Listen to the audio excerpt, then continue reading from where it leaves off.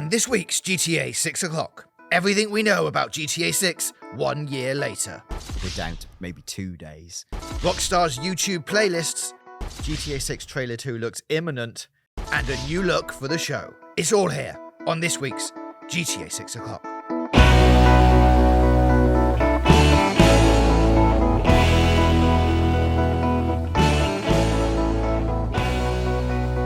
Hello and welcome to episode 52 of GTA 6 o'clock. Yes, after numerous updates, multiple teasers, screenshots, and a few trailers, we are finally here.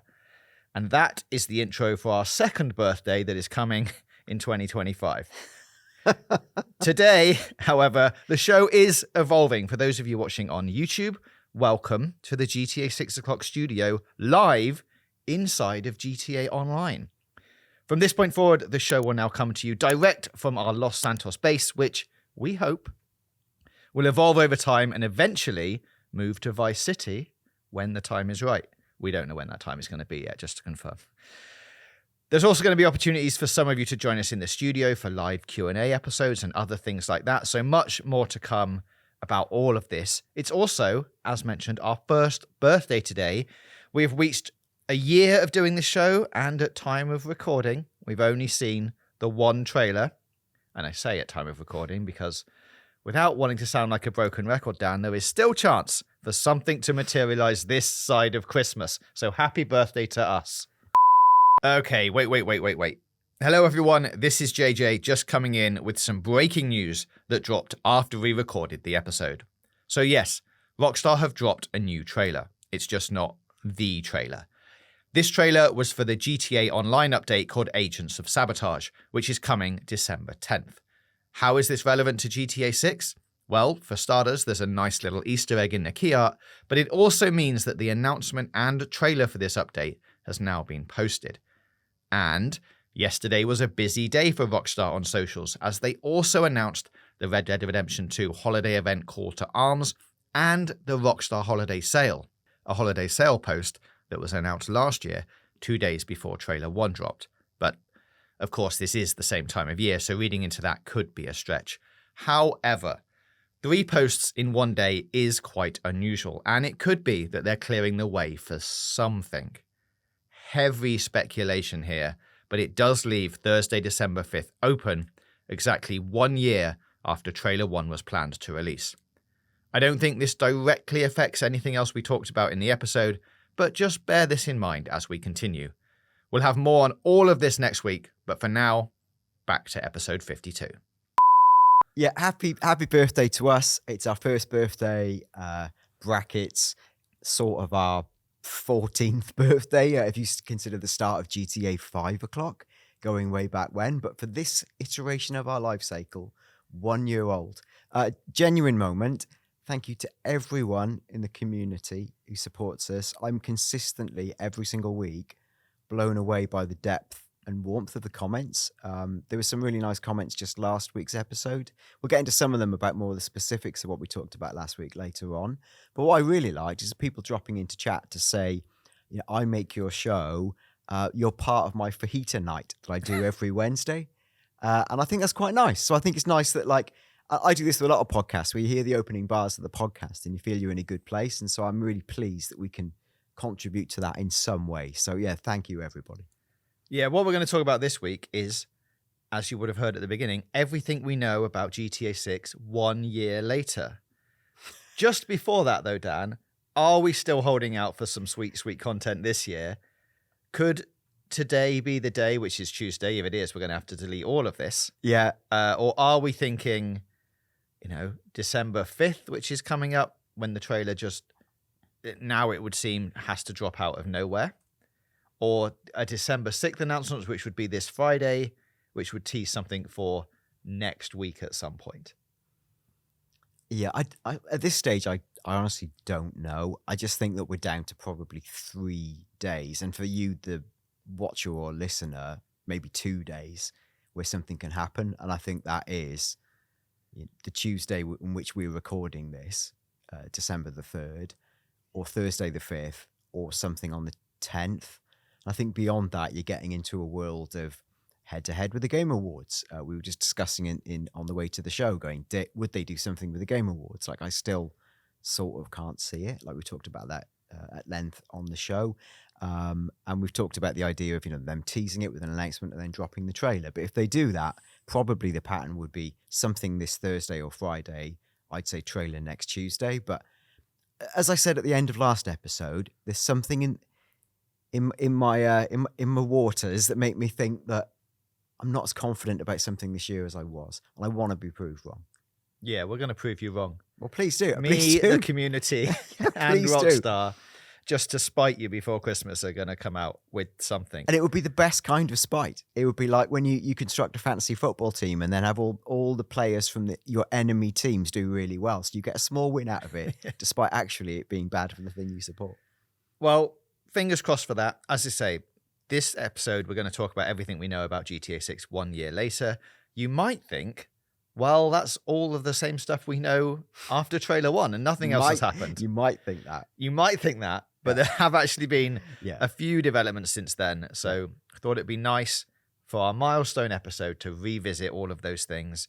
We've broken it down into what we know, what we expect, and then what we can speculate on. For those of you who might have heard all of this before, don't worry. There is some hot new content coming up after this where we'll get into some of the things we talked about last week, as well as you heard, the whole Rockstar YouTube playlist phenomenon. But first, GTA 6, what we know for sure. The game is set in and around Vice City / the state of Leonida. Yes. One of the main characters is called Lucia. At one point in the story, Lucia ends up in jail. Yeah. She also has an ankle tag at some point, as referenced in the key art, but not in any of the trailer stuff. Stephanie is a character in the game who works at the Leonardo Department of Corrections, currently the only other named character. That's true. Yes, and feels weirdly significant for a character who might, from looking at the trailer first time out, you might not think that was a significant character, but it is weird, or a quirk, that she would be named. There's going to be loads of wildlife in the game, obviously. We've seen dolphins, flamingos, crocodiles, alligators. Fun fact, Dan, South Florida is the only place in the entire world where both alligators and crocodiles reside in the same place. Well, that is, if I ever end up on Who Wants to Be a Millionaire, I've got one extra shot at the prize thanks to that. And we can confidently look at these things going, that's an alligator, could be a crocodile. There is a way to tell the difference, but now... Do you know it? No. And neither do I, so let's move on. Also, birds, dogs, all of the things that you would expect. The game is set in the modern day, we think circa 2020-ish. GTA 5 and GTA Online were set in 2013, if memory serves correctly. But the Doomsday Heist from GTA Online was set in 2017. So we are moving on from all of those dates into the future in GTA world. It looks set to riff off key events in Florida taking place around 2017 onwards. So we get the Leonida Joker that we see in the trailer, who is also, in real life, the Florida Joker. Rockstar have said that the state of Leonida is home to the neon-soaked streets of Vice City and beyond, and is set to be the biggest, most immersive evolution of Grand Theft Auto yet. The only official date that we've had on the end of a trailer states 2025, but multiple Take-Two earnings calls, which are also public, have narrowed that date down to fall 2025 at the moment. And on accepting the Most Wanted Game Award at the Golden Joystick Awards, a Rockstar representative said, there is an incredible amount of people doing amazing things on Grand Theft Auto 6, absolutely mind-blowing things, before saying, more to come. Yes. We've had an interview with an ex-Rockstar developer of GTA games, and he has said that GTA games always go bigger and better, and that the game's realism will blow people away. This is Ben Hinchcliffe that you spoke to probably about a month ago now. Yep. And he also said that he thinks Rockstar's raised the bar again, just like they always do. And finally, confirmed formats so far are PlayStation 5 and Xbox Series X and S. No mention of a PC release yet. and all to come, as we said, fall 2025. Those, I think, are the facts. Obviously, there's a lot more to be said about small details and things in the trailer that are confirmed and all of that kind of stuff. But those are the overarching key points of the game. Before we move on, I'll redraw our attention to a few confirmed words that I think form the bedrock of the rest of the conversation. So one of them is from the press release, home to the neon-seek streets of Vice City, tick, and beyond. So the and beyond is something we've touched on in a number of shows, including our mapping show. The biggest is in itself quite a wow, because GTA 5 was plenty big. So that's important. But I think probably the most important word is most immersive. And that ties back to what the things that Ben Hinchcliffe had said, and this thing of it being mind-blowing. I think it's going to be the depth and level of immersion that sets GTA 6 apart from anything that's come before. Awesome. So on to a few things that we can expect. Now, this is things that we think are going to happen. That it's not really in the realm of speculation. Like, this is just like, we're pretty sure. Yeah. We can't be 100% confident because we've not, no one's written it down or we've not seen evidence of it. But it feels like these are the things that are going to happen in the game. As you say, Vice City and beyond, that has been stated by Rockstar, is going to be a huge area. You think likely consisting of more than one city this time around? Yeah. There's going to be at least one other lead character from the 2022 leaks. We know that their name in that version of the game was Jason. Yeah. We expect the story to revolve around trust and a Bonnie and Clyde style relationship between the leads, so Jason and Lucia. Swimming in underwater environments will return, much to your displeasure, I'm afraid, Dan, but that's definitely going to happen. All of these things are going to be like things that you would expect in a GTA game, right? All the forms of GTA transport will return. We'll have bikes, planes, cars, boats. We've seen a lot of them in the trailer.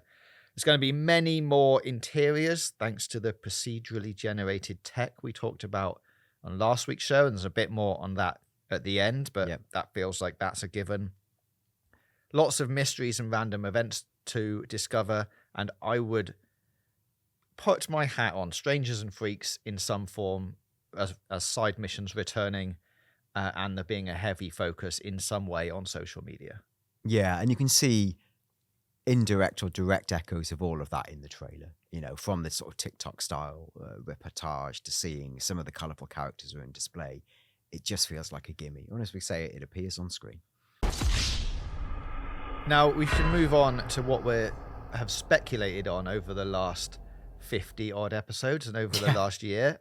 Regular listeners will know all about these things, but just in case, the speculation with some kind of, this is informed by our opinions, but informed speculation. We're not just picking things out of the blue, I don't think. But a representation of a Disney theme park could feature on the map. It being in Florida, that would make sense. Yes, and obviously the level to which it's Disney is in the hands of the lawyers. So it's not obviously not Disney or even is it just a theme park with characters? Mouseland. Yeah. And then we had an whole episode where we sort of prevaricated on having a theme park that might ostensibly be aimed at children versus the potential disaster of setting an ultra-violent game in a children's theme park. So I don't know how they would navigate that. One theory we had was almost like an abandoned park. But let's see. But it just seems it's such a thing about real world Florida you would want to replicate. Yeah. There could be some sort of NASA or other space agency space center in the game. Again, there is a potential real one in Florida. Why wouldn't they replicate that? Yeah, and it would allow them to do something fun similar to like the Area 51 style base with the jetpack in San Andreas. So I think it might be a good way to add an element of the completely wacky and strange, but grounded in a sense of reality. Yeah. There could be a separate island like Cuba or the Bahamas that could be visitable. We think this is maybe likely to happen, or there will certainly be, we were speculating that there will be an area that you can go to that isn't part of the main map. Yeah. Whether that is Cuba or the Bahamas, Who knows? But it feels like that might happen. The Bermuda Triangle feels likely. I've written down here. Yeah, I think so. I mean, again, they've got the opportunity to do it, so why not? Given that GTA is steeped in lore and mystery, whether it's there but not as significant as we hope, let's see. But it's a gimme. Surely they're going to take it. Yeah, if you're going behind, into the mysteries and paranormal activity and all of that kind of things that are, as we've discussed before, Florida is like the hotspot in the US for conspiracy theories and all of that kind of stuff. Yeah. You'd be crazy to think that you'd have to leave that out. Why? Put it in. Put it in, Rockstar. Good. Just to make us right. Jason and Lucia will have different special abilities, much like the protagonists of GTA 5 did. What those are yet to be seen, but I can see each one of them having a key skill for sure. Yeah, you could. There's things in the leaks from 2022 that you could easily extrapolate out to saying might speak to skill sets. And I think also the leaks, I meant to say this earlier, the leaks pin the tail on the donkey a lot more when it comes to potential locations, which I think have subsequently been kind of verified by the excellent work of the mapping project community. So the idea of multiple cities feels pretty nailed on, and some of them feel more nailed on than others if you map the leaks to the mapping project. Couple of extra things to add in here. Character switching will return. Almost certain that's going to happen. The game could take place over a number of months or years, with the city evolving over time. Heavy speculation, but I feel like that's in the realms of a possibility for this. Yeah, this is partly based on hunch / I suppose you look at games like Red Dead that you've used time effectively as a mechanic. And even GTA 5 did a bit of a time jump. It wasn't huge. It wasn't like we went from Michael as a baby to, he was still quite old, but there was still a gap between the two things from the prequel to the main story. So it's a powerful device. And I think it's particularly in a story where, and this is veering a little bit further off the piece, so maybe this is for later, but in a story where you have a character, Lucia, and there's been talk of her maybe being pregnant and or having a child, like, children can very rapidly change the dynamic of a game, because 10 years, a main character might look the same, but the child can go from being a child to a teenager who you can play as or interact with. So that could add an element. I've got to add, that's pure speculation, but I think that level of interfamilial relationships can be quite effective played out with the time mechanic. And finally, for now, the game takes place after the events of GTA 5 and GTA Online, as we said, but it is in the same universe, so speculation would be some characters could return in GTA 6, or at the very least be mentioned in some way, because Vice City now exists in the same universe as Los Santos, and the time difference we think is only going to be a number of years, 3 to 5. So there's a lot of potential there for even minor characters to reappear or have some kind of news about them in GTA 6. Yeah, that makes perfect sense. Something thematically, just before we were on air, I did a bit more reading up on the Bonnie and Clyde idea, and the Bonnie and Clyde terminology came from Jason Schreier, the guy who writes for Bloomberg. He used to write for Kotaku, one of the most respected journalists. Whether someone at one of his dev sources had literally said the words Bonnie and Clyde to him, which in itself would suggest they were the words being used within Rockstar. That's speculation, but he's quite well sourced. If it is Bonnie and Clyde, the actual Bonnie and Clyde story is set during, I guess, like Depression era, and it was this sense of like two people who she was like young, a creative and a poet who wanted to be an actress, who felt that the system had failed her, and he was someone who'd been in prison and out, and they had this sort of like high profile crime spree across America that was notionally Robin Hood style, where they were supposed to be taking from the rich to give to the poor. I think actually in reality, they weren't just robbing banks, they were like robbing dime stores and gas convenience stations and stealing $5 to $10 at a time. So the point is, like, that story's painted as romantic and ends in tragedy. So spoilers, Bonnie and Clyde die. Oh. Don't worry about watching that film anymore, in guys. the actual Bonnie and Clyde, right? And it's based on, based on in real life, right? So, they die. How close an allegory is GTA 6 going to be? Is it just in essence, as in there's two characters and they rob places? Or is it to do with it's a commentary on a world where people feel failed?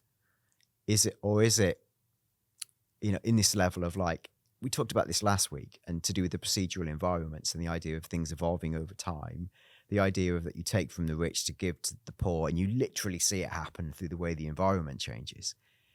That's out there. I mean, I'm not saying any of that is true. Thematically, it would be interesting. And I think further to the idea of, we've talked in an episode about this, one of the few lines of dialogue in the trailer is this idea of trust.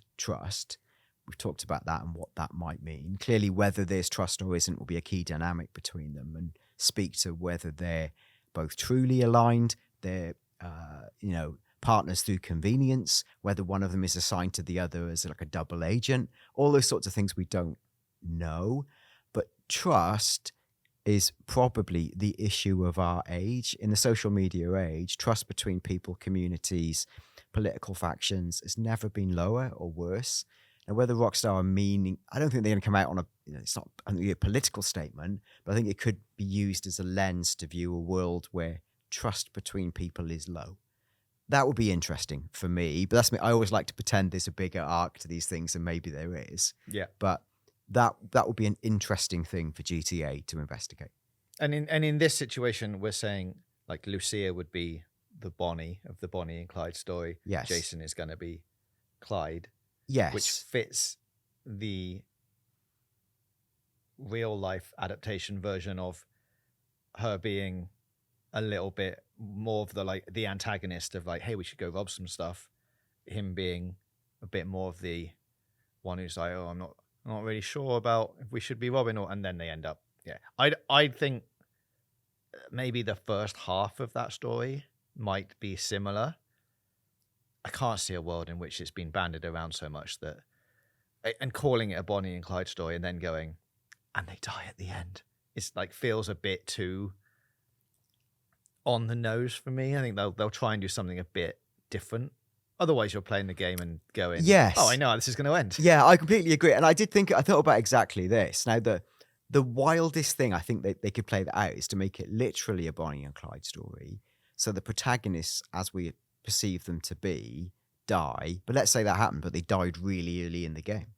And it's like a Metal Gear Solid style fake out where actually the entire game is different people, different characters.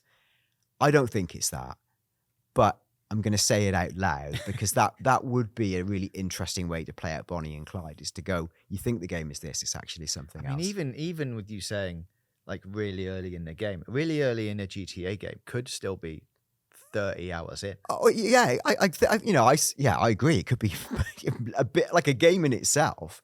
It's just that it carries on, and Rockstar have form for this, right? So it could be. I'm not saying it is, but that would be another way if they truly wanted to do something mind-blowing beyond just the physics are mind-blowing, the procedural generation is mind-blowing, the immersion is mechanically, you sort of know it's going to be class-leading. Yeah. It's whether they wanted to do something with the story in the way that maybe games like that, we've talked about this before, The Last of Us Part 2 tried to tell the same story from two different perspectives. Maybe not as clever as it thought it was, but was still interesting. And I think that was a thing that a lot of the gaming audience just weren't used to seeing. Maybe students of cinema were more used to that kind of multiple perspective thing, but it was still quite smart. Would Rockstar do that or something? I just wonder whether they can truly shake it up from a story perspective. Yeah. I mean, I guess the challenge for them is people might suggest that is quite close to a Red Dead 2. And would they want to repeat the same, surprise again by being like, hey, look, those people that you've been hanging around with for so long, those guys are dead again. And now here's a new person. The thing about our games is everyone dies all the time. So, let's see. For the true student of Rockstar as well, it's the level of subversion they want to introduce. I don't know. But they're fun things to talk about, so I'll just throw them out there. Well, okay. Let us know what you think about all of those things. As I said at the beginning, we've missed a lot of the stuff of like what we know because we were just doing broad strokes. Otherwise, this episode of the show will be about 4 hours long. But if there's anything that you expect to see in the game that we haven't covered, or big things you want to speculate on, let us know in the comments. Get in touch with us on Twitter at GTAVOclock. Moving on to Rockstar's YouTube playlist fiasco. This has had multiple headlines this week, one of which was GTA 6 Trailer 2 looks imminent as Rockstar updates YouTube playlist. This was covered in the Metro as well as lots of other sites. It boils down to a rumor that's going around that Trailer 2 could be on the horizon. I don't know where that rumor's come from, Dan. Yeah. It can't be from anything like us. But it's all because of a YouTube playlist that is an unlisted playlist that you used to be able to find by going to rockstargames.com/VI, and you could then click on the video and then click on playlist, and it would take you to an unlisted playlist that just had one trailer in it. That actually doesn't work anymore. And I think maybe after these articles, either Rockstar or YouTube, or they have worked together to go, well, we need to stop this happening. I think probably just for no other reason than we need to stop it happening rather than anything that is coming. But who knows? The other things on the Rockstar YouTube page obviously don't have this playlist because it's unlisted and hidden.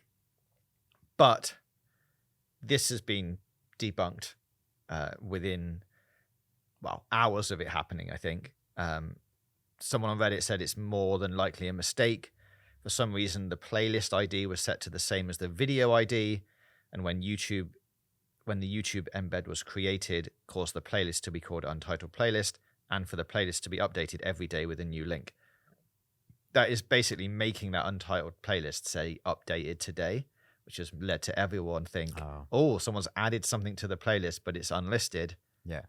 And then sooner rather than later, it's going to be flipped to public. What is actually happening is it's just, if you go to it today, it will say updated today. If you go to it tomorrow, it will say updated today. It's just constantly being updated. How many new GTA trailers are they launching? Yeah, all of them at once. I actually think it might be something to do with the way that the trailer is embedded on Rockstar's site that needs to have a special playlist or be in a playlist to have the additional functionality that it does. Because if you go onto the site, it's a big full page takeover that then sort of like fades away, unlike any other YouTube video does. And to make that happen, I think they might have had to put it in some kind of playlist. But now, as I say, all of that stuff has disappeared. It's definitely nothing to read into. I don't think it's related to anything that is possibly about to happen. But while we're talking about the second trailer, let's just look back again for anyone who doesn't remember about how their previous trailers were released. So GTA 5's second trailer was announced on November the 14th, 2012. There was no prior announcement to this trailer. It was just directly dropped out of the blue. So that's exciting for some people. Red Dead Redemption 2's second trailer did have an announcement. That was on September the 25th, 2017, 3 days prior to the trailer's release, which eventually came out September the 18th, 2017. So I guess if you really want to hold on to some hope, you could say that the pattern for GTA game second trailers are that there isn't an announcement and it just drops out of nowhere. If you want to be a little bit more cautious, you would say their recent history suggests that they do tease a second trailer, and that might be what we can expect here. I can already tell which path you're going down, Dan, and it's the slightly more cautious one. Well, I'm not as convinced anymore that they will necessarily announce trailer 2, just because of the fiasco of the leak last time around. I just wonder what they're balancing up. Really, is the reason they tell everyone is almost like a courtesy to the games industry. It's the police escort for the president to say, get out of the way, GTA is coming. If you've got any news planned that day, don't. if you're a journalist and you're thinking of taking a day off, don't. It's almost a polite notice to the world. And I appreciate and respect that. And I like it. And Good. I'd rather they did that for me, selfishly. But surely it might also be a signal to everyone to watch it, because they'll want to have those record-breaking YouTube numbers again, like they did with the first one anyway. But as we talked about when it got leaked, imagine what it would have been if it hadn't have leaked and everybody did watch it for the first time on that YouTube channel. They'll want it to be like the most watched trailer in 72 hours or whatever it ended up being ever. Surely they'll want the same thing for trailer 2, and just dropping that out of the sky might not make that happen as quickly as they'd want.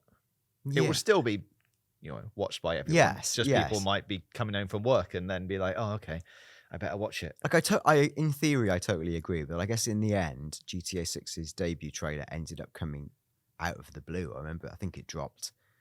I don't know. I was like scanning Twitter one evening. It was like, whoa! This is not a drill. This is. Is it happening? Is it happening? And like this 20 minutes of, is it real? I think they tried to whack it a few times, didn't they? Until the wildfire was too raging, and they had to put it out officially. Yeah, it just looked too low quality. It had a giant watermark over it, and like it was never going to go away. Like it got too, like you say, it spread too quickly, too fast to be able to shut it down. And it is like like in the movies when they have a rampant virus and it goes from 1 patient to 2 to actually we can't control this and we've all got to go and live in a bunker. This is outrageous. So I think. Yeah, I just wonder if it's making them more cautious. And I do think you never get to do the 2 scenarios at the same time is the question. So you don't get to actually prove that the best strategy was this one or that one because you only chose one and that's how it played out. GTA 6 trailers wasn't short of views. I do wonder if they're that worried about vanity metrics, like the most viewed trailer on YouTube, whatever, you pick your poison. And I guess there's people who do care about this stuff. Probably the social media team and the people who make the trailers. Yeah, of course. We'd love of course, it to be you would love to say it's the most watched trailer of all time because of our brilliant strategy. But GTA, it just breaks so many rules. It's just so big. It's so self-perpetuating. It's the essence of virality. It's just going to succeed whatever happens. That's a little bit what happened last time. The trailer went out, looked a bit cruddy and fuzzy, but also sort of undeniably real. And within however long it was, Rockstar had to drop it. And it still did amazingly well. Yeah. And people like Mr. Beast coming out and going, I can't compete with it. It's too hot and big and all this sort of stuff. So I don't know. I don't know what you think, but I can believe either reality at this point. Well, it feels like we've gone full U-turn back to stealth drop. Just whenever you want, please, Rockstar, drop it. Well, I was going to say drop it right now, but we'd have to re-record all of this stuff. But that's fine. I'll take that hit. Don't worry about it. Yeah, but as you said, we think there is, at time of recording, potentially, like, if that is going to happen, maybe 3 dates left. And it's the 3rd, which is today that we are recording on it. The 5th, which is a Thursday, coming up this week. As you listen to this podcast, that will be tomorrow. Yeah. Or Tuesday the 10th.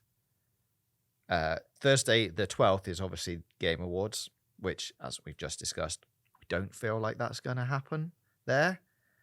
We did discuss this last year, I remember saying there was a crazy world where we thought maybe they would drop it at the same time or on the same day, just out of like, hey, we're just going to do this. But, just to go, hey, Jeff, hey, look what we can do. But I don't know if that's really, like, that feels like maybe a bit much. Yeah, and like James was saying, the Game Awards is like, it's the 13th. It depends on your time zone.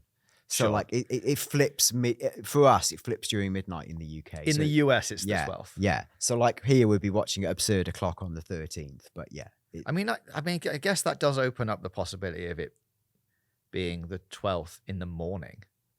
They could do it on, they could. I just wonder again, like what, the only reason I think to do that would be because there's something else planned in the Game Awards, but they need to have their own gala moment first.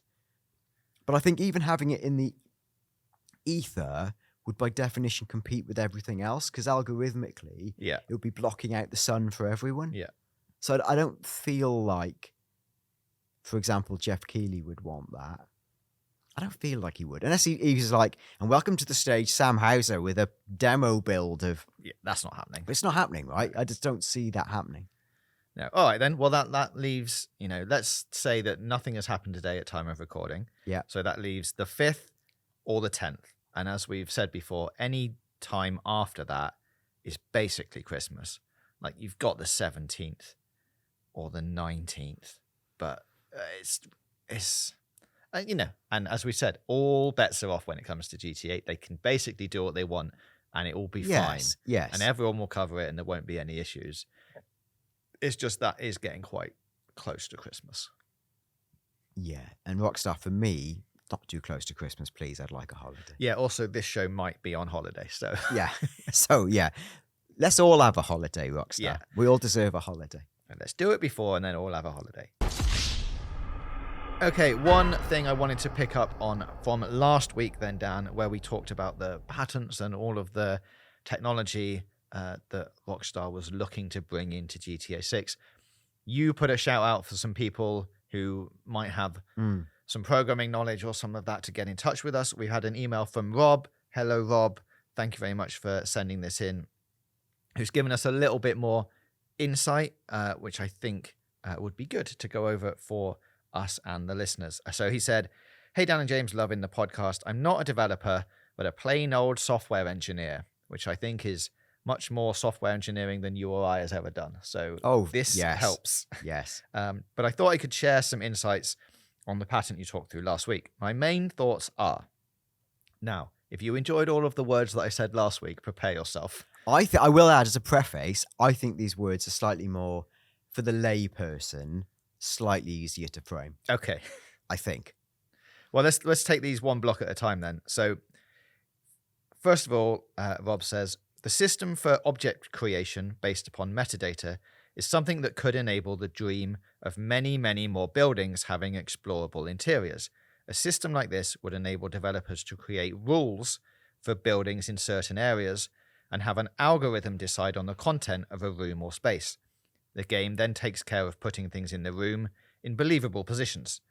This would take a fraction of the game's storage and time to develop, rather than if each object was placed manually and baked into the game.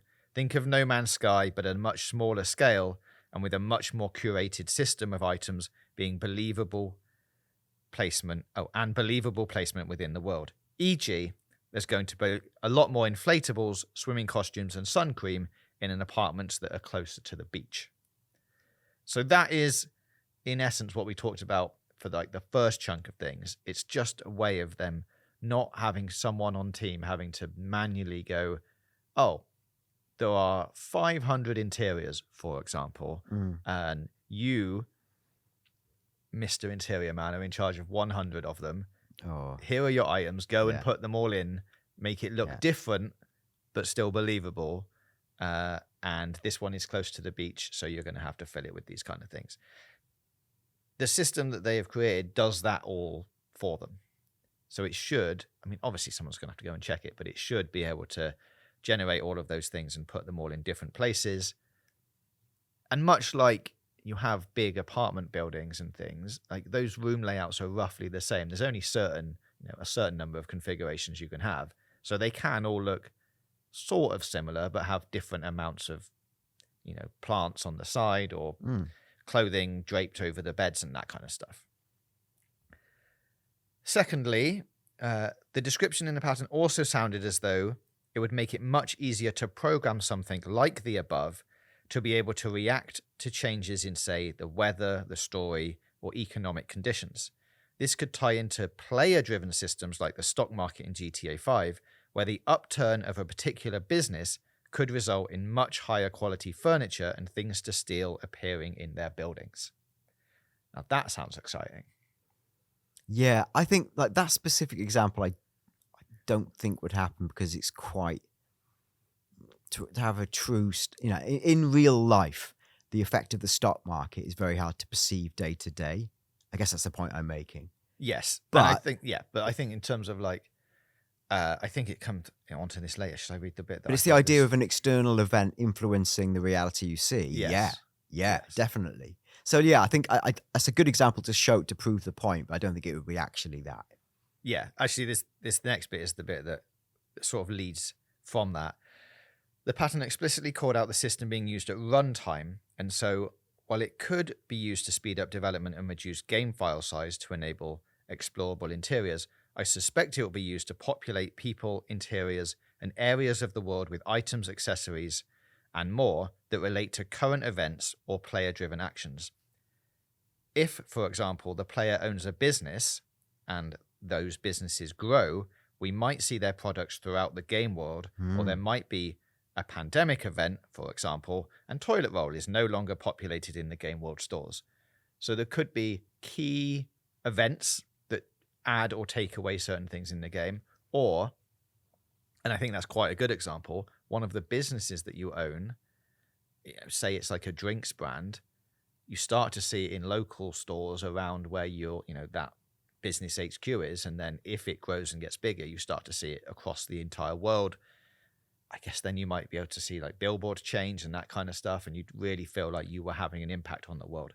That also sounds super cool. Yeah, and I think to take that to an absurd extreme and to tie it up to something like the Bermuda Triangle, let's say, and I know this is stupid, let's say, oh look, it's Godzilla emerging from the Bermuda Triangle. But were he to appear in town, you could, in theory... Were he to appear in town? Well, he'd come out of the sea and go into Vice City, wouldn't he?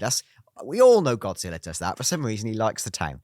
So he comes in, bit of shopping, whatever he wants. Yeah. But as he emerged from the deep, 30 stories high, the effect he has on the environment could almost be pre-coded. So the characters generate, you could create, it's a fear event. Everyone run around and panic. Mm-hmm. Everyone flee. You see this thing, you run. It could create a real-time prompt-driven ripple through the universe.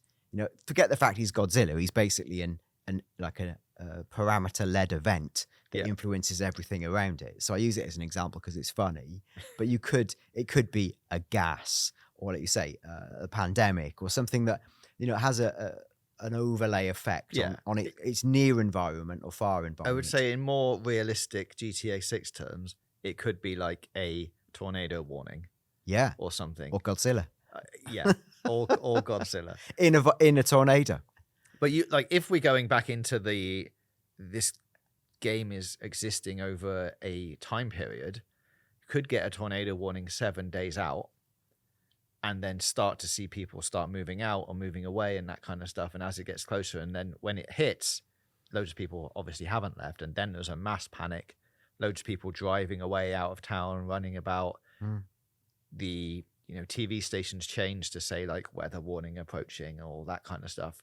It could really feel like a proper dynamic event, even though when you and I go in the next day and talk about it, you go, "Did you get that?" And you're like, "Yeah, I got the tornado thing." Could those events also be random? Now here's a thought, and this came to me as we were speaking. What we've talked a little bit about the dynamic Rockstar use with time and people, and like potentially losing people and the impact that can have, because it's very profound, because you've invested so much yourself in these people and they're dear to you. What if part of the mechanic of the game is about restoring or building an environment, and you take great pride then in the way you've transformed the physical world around you, because that's the measure of your achievements. The skyscrapers I own, the buildings I populated, this and this.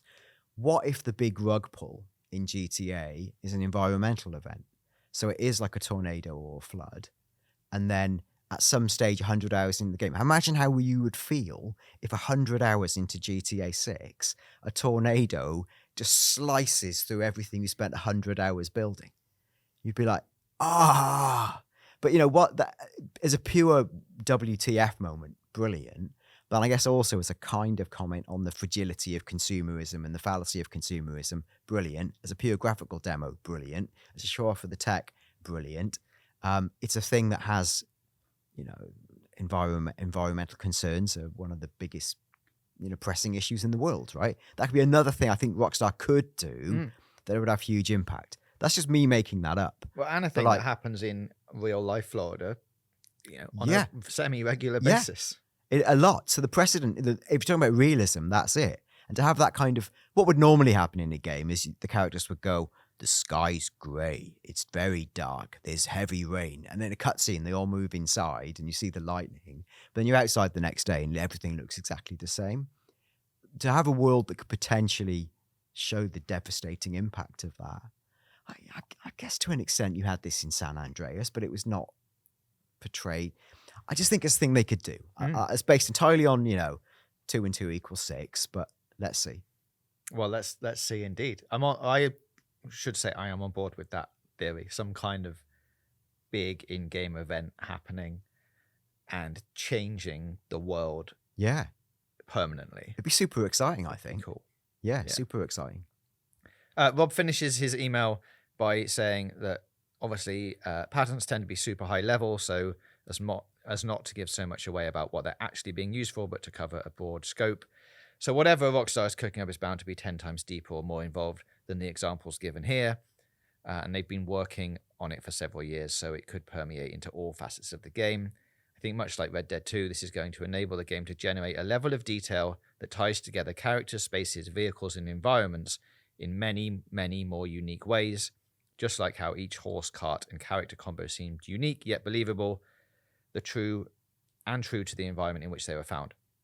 I think we're going to go and see this on a whole new level in GTA 6, which is sort of what we just said, and I think I totally agree. I think that's how these things are going to be used is exactly like that, and they may or may not generate Godzilla. Yes, fingers crossed. And I pulled out one more comment from a chap. I don't know if he is a developer. He's a chap called Giro459. Could be anonymizing his name. He said a similar thing, but it's sort of in less depth, where he said if the procedurally generated people were in Red Dead 2 already.